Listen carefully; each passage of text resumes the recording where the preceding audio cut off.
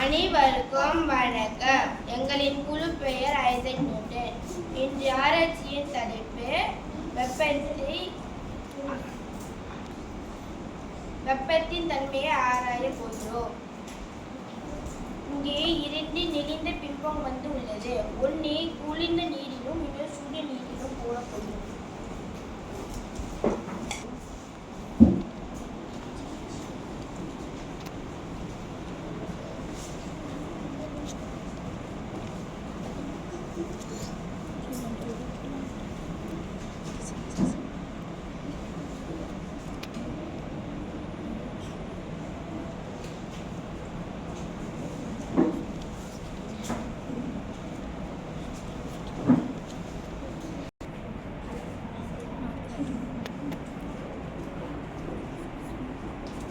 சுடுநீரில் போட்ட பிம்பம் தன் இயல்பு நிலைக்கு மாறிவிட்டது.